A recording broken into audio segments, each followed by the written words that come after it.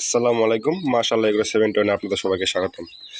আপনারা প্রতি সপ্তাহে বা অন্তত 15 দিন বা 1 মাস পর পর এরকম নিমের পাতা বলে, নিমের পাতা খাওয়াবেন, যেটাতে অনেক ঔষধি গুণ আছে নিমের পাতায়। তাহলে পাখিকে ঠান্ডা লাগা কমবে, অবশ্যই পাখি সুস্থ থাকবে। এবং অনেক পাখি দেখবেন ঝিমাতে আসে, অনেক ওষুধপাতি খাওয়া হয় না, তাই নিমের পাতা খাওয়াইলে ইনশাআল্লাহ ভালো হয়ে যাবে।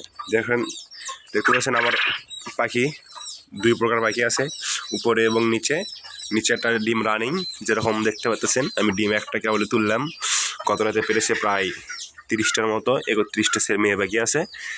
আবার দেখেন হয়তো ডিম, এই তো দেখেন। আমি পাতা শুধু এদেরকে দেবো, আমি এদেরকে এমন অভ্যাস করাইছি, শুধু দেবো পাতা।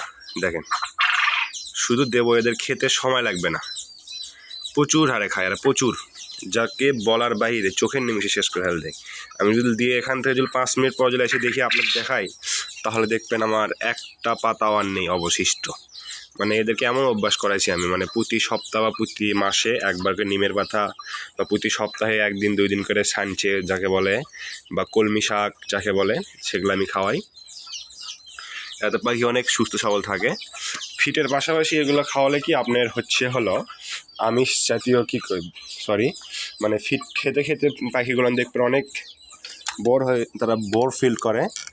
সেরকম মানুষ যেরকম একটা যে কোনো জিনিস একটা খেতে খেতে অনেক বোর ফিল করে, তারাও যেরকম অন্য কিছু খেতে মন চায়, যেরকম ফাস্ট ফুড অনেক কিছু খেতে মন চায় মানুষের, সেরকমও পাখি কিন্তু যে কোনো এক জাতীয় ফিড খেতে খেতে সে বোর ফিল করে, সেও আপনার এরকম করে খাওয়ালে তারাও মনে করে অনেক মনে তৃপ্তি পায়, অথবা শান্তি পায়। আলহামদুলিল্লাহ আমার পাখিগুলো অনেক সুস্থ সবল আছে।